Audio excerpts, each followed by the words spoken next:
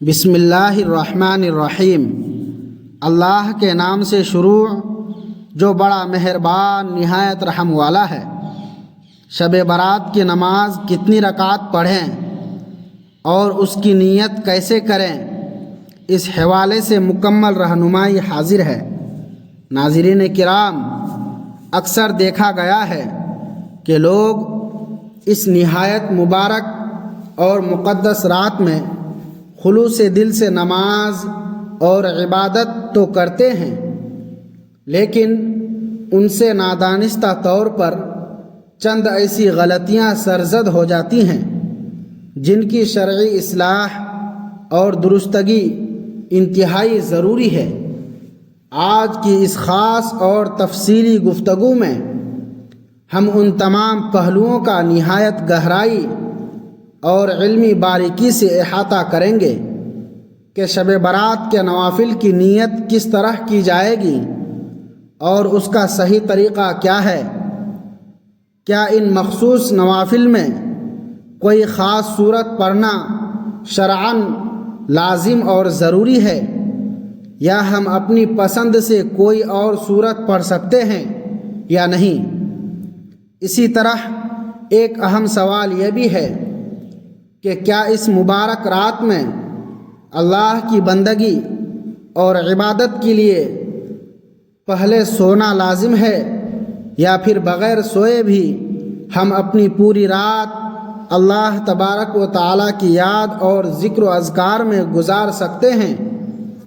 شب برات کی نماز کا وقت شرعی طور پر کب شروع ہوتا ہے اور اس کا اختتام کب ہوتا ہے، اس کا سب سے افضل اور بابرکت وقت کون سا ہے، اور اس رات میں مجموعی طور پر کتنی رکعتیں ادا کی جا سکتی ہیں، یہ تمام تر ضروری باتیں اور علمی باریکیاں میں آج خاص طور پر آپ لوگوں کے ساتھ شیئر کرنے جا رہا ہوں۔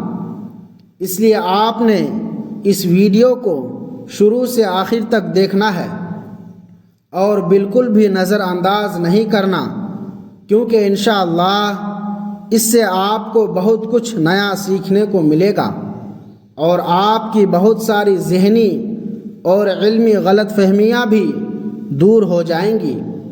یاد رکھیے کہ یہ رات دراصل بہت ہی زیادہ فضیلت، برکت اور عظمت والی رات ہے، جس کے بارے میں ہمیں چاہیے کہ اس کا پورا حق ادا کریں، کیونکہ اس رات کی عبادت سے اللہ رب العالمین کا خاص قرب حاصل ہوتا ہے، اور خالق کائنات کو اس خاموش رات میں اپنے بندے کا گڑ گڑانا اور توبہ کرنا بہت زیادہ پسند ہے۔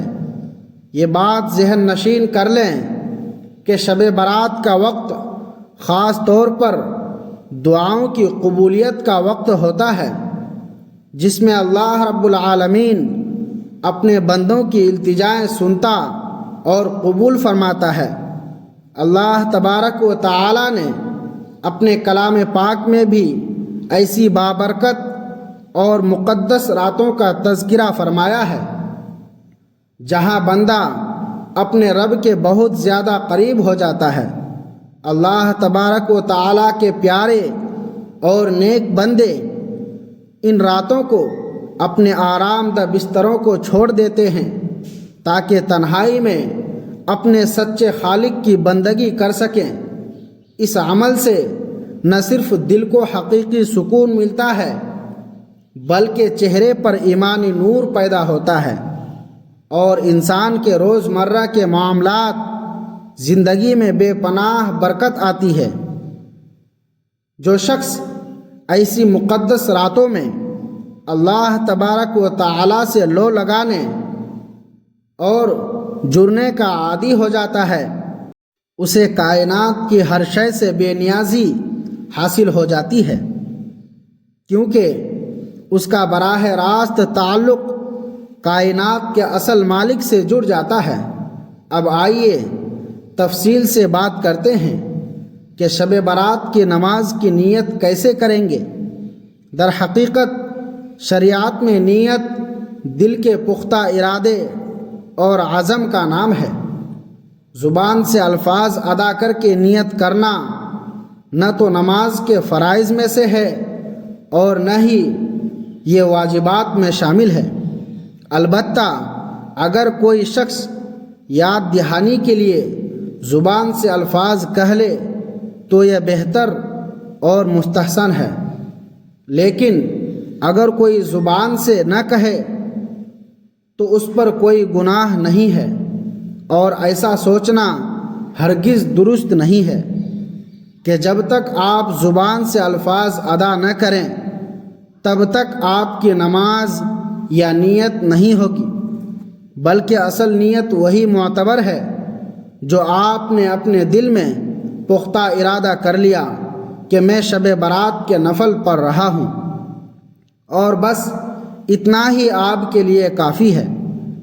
تاہم اگر آپ تسلی کے لیے الفاظ کہنا چاہیں تو یوں کہہ سکتے ہیں کہ میں نے 4 رکعت نماز نفل شب برات کی نیت کی واسطے اللہ تبارک و تعالیٰ کے، میرا رخ کعبہ شریف کی طرف ہے۔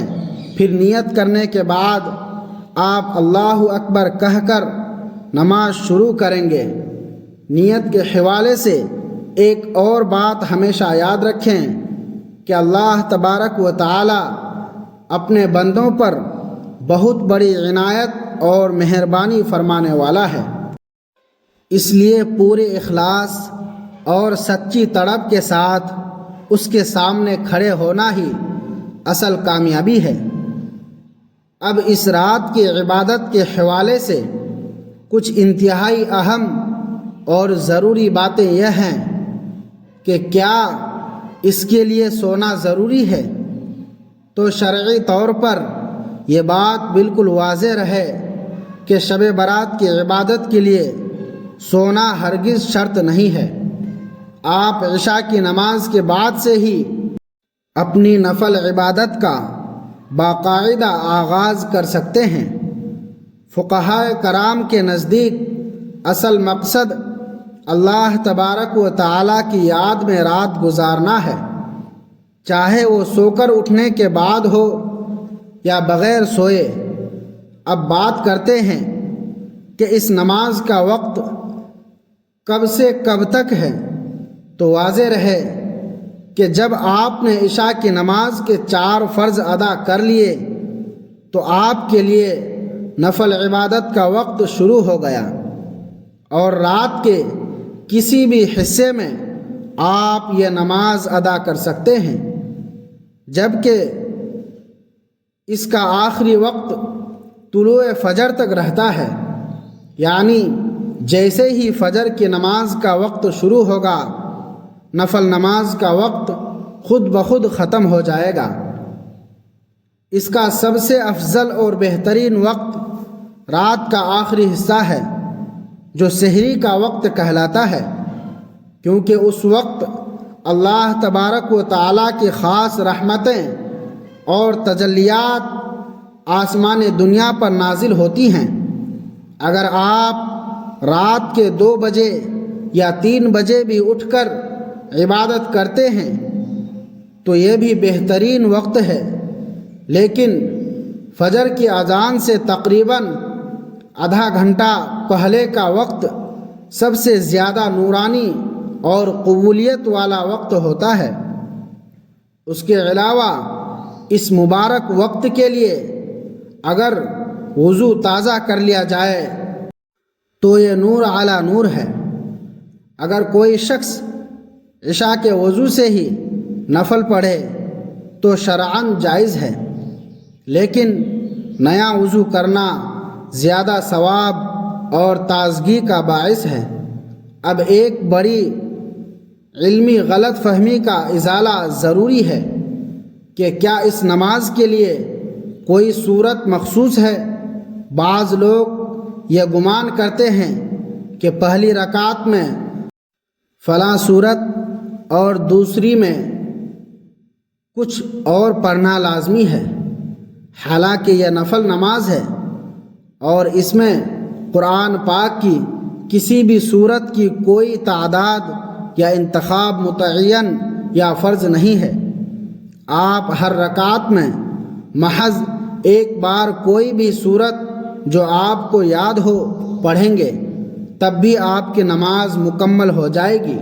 اور اگر آپ قرآن مجید کی کوئی بھی چھوٹی یا بڑی صورت پڑھنا چاہیں تو آپ کی نماز بالکل درست اور صحیح ہوگی۔ بعض لوگ یہ سمجھتے ہیں کہ اگر لمبی صورتیں یاد نہ ہوں تو نماز نہیں ہوتی۔ یہ خیال سراسر غلط ہے۔ آپ کو جو بھی صورت آسانی سے یاد ہو، آپ اسی کے ساتھ اپنی نماز ادا کر سکتے ہیں۔ دراصل اللہ تبارک و تعالی آپ کے دل کے تقوی اور سجدوں کی لذت و خلوص کو دیکھتا ہے۔ سورتوں کی لمبائی نفل نماز میں کوئی شرط یا فرض نہیں ہے۔ ہاں، اگر کسی کو قرآن پاک زیادہ یاد ہو تو وہ شوق سے لمبی قرات کرے، کیونکہ نفل نماز میں قیام جتنا لمبا ہوگا اجر و ثواب اتنا ہی زیادہ ملے گا۔ ان نوافل کو انفرادی طور پر یعنی اکیلے پڑھنا زیادہ افضل ہے اور بہتر ہے، تاکہ بندے اور اس کے رب کے درمیان راز و نیاز کا پردہ قائم رہے۔ اپنے گھر میں نفل نمازیں ادا کرنے سے گھر میں برکت آتی ہے، شیطان بھاگ جاتا ہے اور گھر کے دوسرے افراد میں بھی دین کی رغبت اور شوق پیدا ہوتا ہے۔ ہماری مائیں اور بہنیں یعنی خواتین بھی اس نماز کا خاص اہتمام کر سکتی ہیں۔ ان کے لیے بھی وہی اجر و فضیلت ہے جو مردوں کے لیے ہے۔ نماز ادا کرنے کا شرعی طریقہ یہ ہے کہ پہلے دل میں پختہ نیت کریں، پھر تکبیر تحریمہ یعنی اللہ اکبر کہہ کر نماز شروع کریں۔ یہاں پر یہ بات نہایت اہم ہے کہ تکبیر تحریمہ اور قرات میں اتنی آواز ضرور ہونی چاہیے کہ اگر آس پاس شور نہ ہو تو آپ کی اپنی آواز آپ کے اپنے کانوں تک پہنچ جائے۔ بہت سے لوگ صرف دل ہی دل میں پڑھتے ہیں اور ان کے ہونٹ حرکت نہیں کرتے، تو یاد رکھیے کہ اس طرح نماز ادا نہیں ہوتی، کیونکہ حروف اور الفاظ کی ادائیگی زبان سے ضروری ہے۔ نماز کے دیگر تمام ارکان جیسے رکوع، سجود اور قاعدہ بالکل اسی طرح ادا کیے جائیں گے جیسے آپ اپنی عام روزمرہ کی نمازیں پڑھتے ہیں۔ سجدے کی حالت میں لمبی دعائیں کرنا اور رو رو کر اللہ سے مانگنا ان راتوں کی اصل روح اور جان ہے۔ اس وقت اپنے گناہوں کی سچی معافی مانگیں، اپنے رزق کی تنگی دور کرنے کی دعا کریں اور پوری امت مسلمہ کی خیر و عافیت اور سلامتی کی دعا کریں۔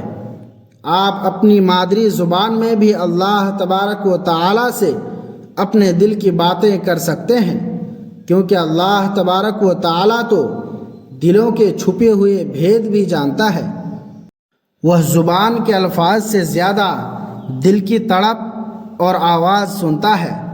اگر آپ کے پاس وقت ہو تو نماز سے فراغت کے بعد تسبیحات فاطمہ کا ورد کریں اور کثرت کے ساتھ درود شریف پڑھیں۔ اس سے آپ کی دعا کی قبولیت کے امکانات مزید بڑھ جاتے ہیں۔ اس وقت کی خاموشی اور تنہائی انسان کو اپنے نفس کا محاسبہ کرنے کا بہترین موقع دیتی ہے۔ دن بھر کی دنیاوی مصروفیت میں انسان اکثر اپنے رب کو بھول جاتا ہے، لیکن یہ وقت صرف اور صرف اللہ تبارک و تعالی کے لیے مخصوص ہوتا ہے۔ علماء کرام فرماتے ہیں کہ ایسی مقدس راتوں کی عبادت سے انسان کی دعا میں وہ روحانی طاقت پیدا ہوتی ہے جو تقدیر بدلنے کی صلاحیت رکھتی ہے۔ اگر آپ زندگی میں کسی بڑی پریشانی یا مصیبت میں مبتلا ہیں یا کوئی ایسی حاجت ہے جو کافی عرصے سے پوری نہیں ہو رہی، تو اس رات اللہ تبارک و تعالیٰ کے سامنے گر گرا کر مانگیں، کیونکہ سحری کے وقت کی پکار کبھی خالی نہیں جاتی۔ شب برات کی جو یہ عظیم رات ہے، اس میں ہم نے عبادت کی کثرت کرنی ہے، قیام کرنا ہے، جس طرح کہ صحیح حدیث میں آیا ہے کہ اس رات قیام کرو، یعنی آپ نوافل کی کثرت کریں۔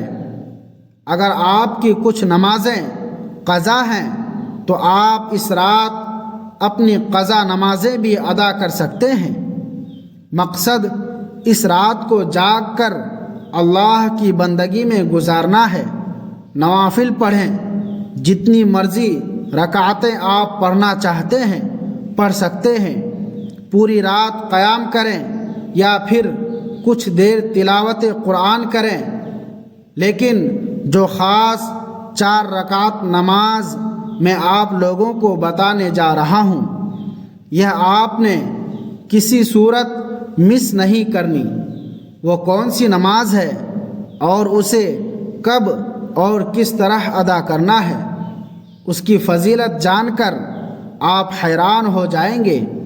یہ وہ عظیم نماز ہے جس کی تلقین خود نبی کریم صلی اللہ علیہ وسلم نے اپنے پیارے چچا حضرت عباس رضی اللہ تعالی عنہ کو فرمائی تھی، اور آقا کریم علیہ السلام کا فرمان عالی شان ہے کہ اس نماز کی برکت سے زندگی کے اگلے پچھلے صغیرہ کبیرہ پرانے اور نئے تمام گناہ معاف کر دیے جاتے ہیں۔